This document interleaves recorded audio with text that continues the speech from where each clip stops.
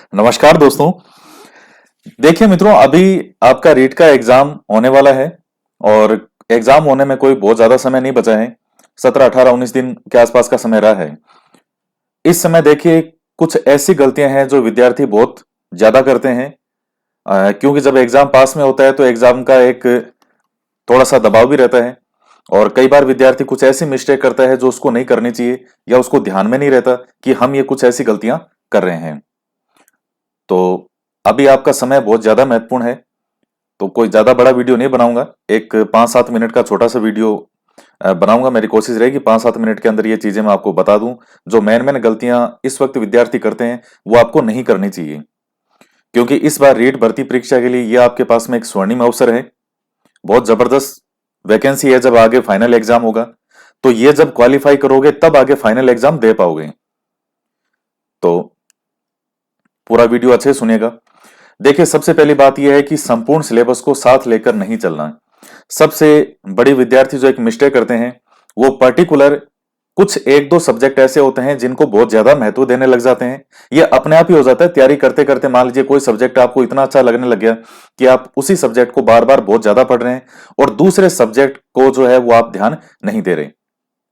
तो आपके जो 5 इसमें अलग अलग सब्जेक्ट हैं, एक साइकोलॉजी आता है, 2 आपकी लैंग्वेज हो जाएगी और उसके बाद में एसएसटी के जो विद्यार्थी हैं तो उनके वो 60% आते हैं। साइंस वालों के साइंस, मैथ के, बाकी सबके। तो आपको हर सब्जेक्ट को अपना पूरा समय देना पड़ेगा, क्योंकि आप किसी एक सब्जेक्ट के भरोसे सब नहीं आगे बढ़ सकते। अब एसएसटी है, उसको चाहिए आप कितना ही पढ़ लीजिए, क्वेश्चन तो एग्जाम में 60 ही आएंगे उसमें। साइकोलॉजी है, उसको आप चाहे कितना ही पढ़े, 30 जो क्वेश्चनों की संख्या फिक्स है कि 30 प्रश्न आएंगे।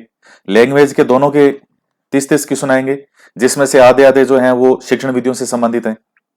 तो ये तो एक फिक्स पैटर्न है। तो आप किसी को नजरअंदाज करके किसी दूसरे सब्जेक्ट को इतना ज्यादा महत्व नहीं दे सकते कि बाकी सब्जेक्ट को आप इग्नोर कर दें। आपको हर सब्जेक्ट को साथ में लेकर के चलना चाहिए। तो एक तो इस चीज का आप ध्यान रखें। दूसरा आता है आरबीएससी एनसीईआरटी की किताबें नहीं पढ़ना। यह बात मैं लगातार पिछले 3 साल से कह रहा हूं। और जो लास्ट शीट का एग्जाम हुआ था, सेकंड लेवल का, जो बाद में जो है सरकार के द्वारा कैंसिल कर दिया गया था, उस पेपर को भी आप देख लेना। पूरा का पूरा पेपर, एक एक क्वेश्चन जो है वो इन्हीं किताबों में से था। उस समय डायरेक्ट मेंशन थी कि आरबीएससी की किताबें हैं, उसको आधार बनाकर, इस बार एनसीईआरटी की किताबों को आधार बनाकर। लेकिन चूंकि आरबीएससी के अंदर फैक्ट ज्यादा है, जो पहले चलती थी किताबें, जो 2021 के एग्जाम को लेकर के बताया गया था, जो एग्जाम हुआ था लास्ट बार, तो वो किताबें भी आपको पढ़नी जरूरी है और एनसीईआरटी की किताबें भी आपको पढ़ना बहुत जरूरी है। अगर इसके अलावा आप कोई भी शॉर्टकट अगर निकाल रहे हैं कि मैं कोई भी शॉर्टकट निकाल के और मैं इस तरीके से कर लूं, तो एक बहुत बड़ी गलती जो है ये साबित हो सकती है।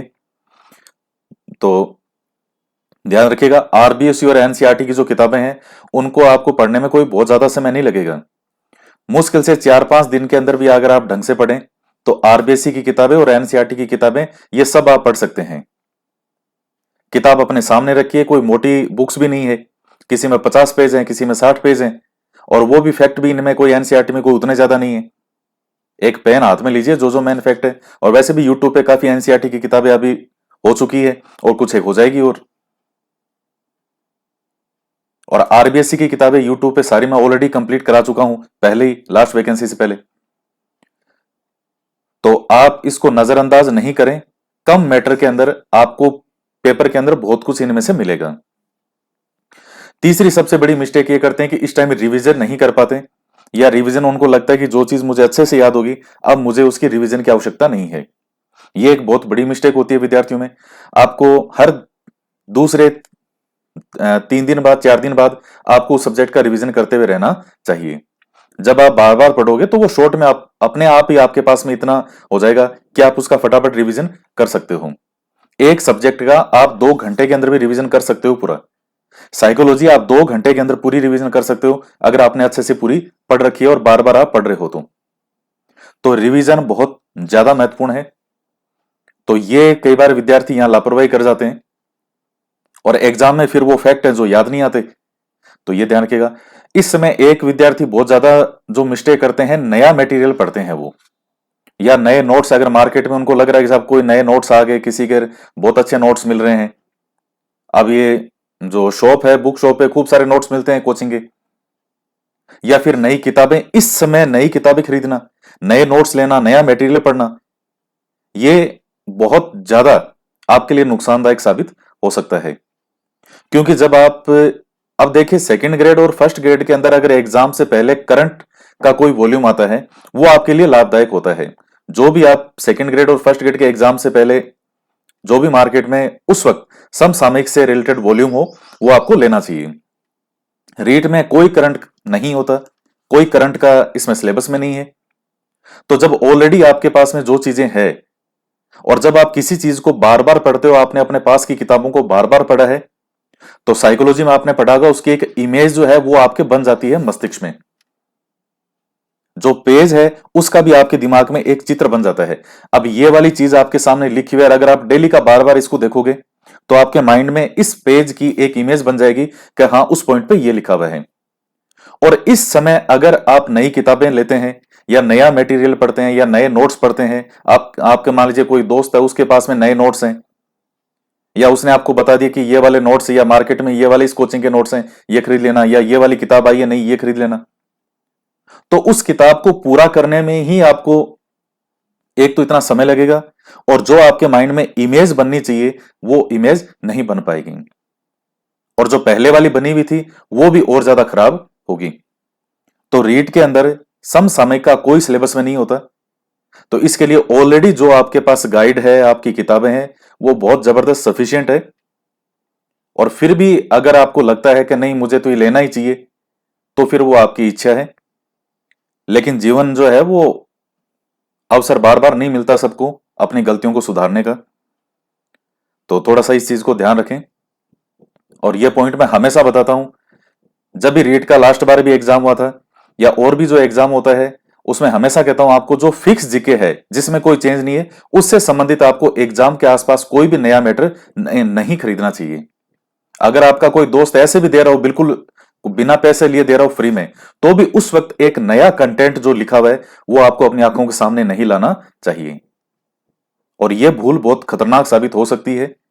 तो इस चीज का आप ध्यान रखें। केवल 60% अंकों का सोच के चलना।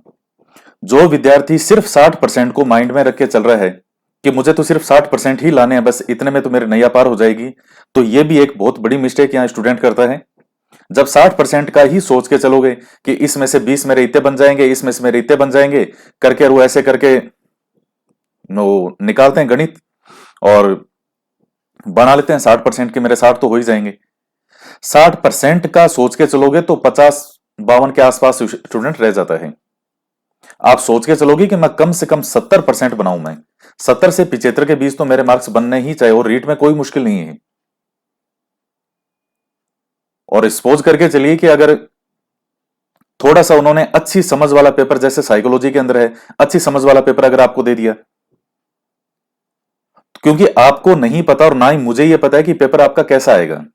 एक संभावना होती है कि हाँ, पिछले वर्षों के जो पेपर आए, उसके आधार पर एक एक संभावना व्यक्त की जा सकती है, हाँ, इस तरह से पेपर आएगा, लेकिन 100% तो कोई नहीं बता सकता।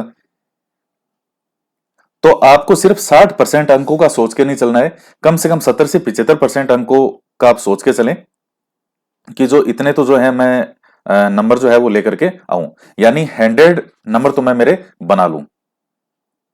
और जो आप यहां पढ़ रहे हो, ये हर चीज आपके आगे भी काम आने वाली है, आपके जो भी एग्जाम होंगे। तो थोड़ा सा आप उस चीज को विशेष ध्यान से रखें। तो ये कुछ मेन बातें थी, जो विद्यार्थी यहां कई गलतियां इस समय कर रहे हैं और करते भी हैं। तो थोड़ा सा इस चीज का सावधानीपूर्ण ध्यान रखें।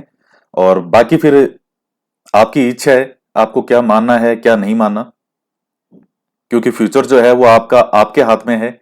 आपका कोई भी एक डिसीजन, वो आपके लिए भविष्य के लिए नुकसानदायक भी हो सकता है, और आपके लिए लाभदायक भी हो सकता है। तो मेरा काम है आपको इस समय वो चीजें बताना कि आप कहीं कोई ऐसी लापरवाही या कोई गलती नहीं करो। और बाकी इसके अलावा जो भी विद्यार्थी किसी भी एग्जाम की तैयारी कर रहे हैं, चाहे सेकंड ग्रेड की हो या फर्स्ट ग्रेड की भी कर रहे हैं, तो भी उनको इस समय जो अब अपना ध्यान है, 15-16 दिन कोई ज्यादा नहीं होते। इस समय पूरी तरह से रीट के लिए फोकस करना चाहिए, पूरी तरह थोड़ा रीट को ध्यान में रख करके चलना चाहिए। क्योंकि जैसा अक्टूबर का बताया है कि अक्टूबर में फर्स्ट ग्रेड हो जाएगा, दिसंबर में सेकंड ग्रेड हो जाएगा, जनवरी का बता रखा है कि जो फाइनल एग्जाम है रीट वाला, अध्यापक जो वाला होगा एग्जाम, वो होगा। तो आपके पास में इस पात्रता परीक्षा के बाद में भविष्य में भरपूर समय मिलेगा कि आप जो फाइनल एग्जाम है उसको बहुत अच्छे से दे पाओ। लेकिन वो तब क्वालिफाई कर पाओगे जब आपका ये रीट क्वालिफाई होगा, क्योंकि अक्टूबर में फर्स्ट ग्रेड भी हो जाएगा, सेकंड ग्रेड भी बाद में हो जाएगा।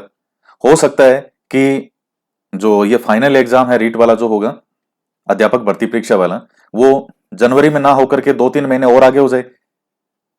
उस समय आपके पास केवल एक ही एग्जाम बचेगा देने के लिए, और वो होगा ये वाला अध्यापक वाला जो फाइनल एग्जाम है रीट वाला। तो उस समय आप वो तब दे पाओगे जब यहां इस समय जुलाई के अंदर जो एग्जाम है ये आप क्वालिफाई कर पाओगे। तो ये कुछ मेन मेन बातें थी। तो इसी तरह से मेहनत करते रहिए और निश्चित रूप से जो है वो सफलता आपके पास में होगी।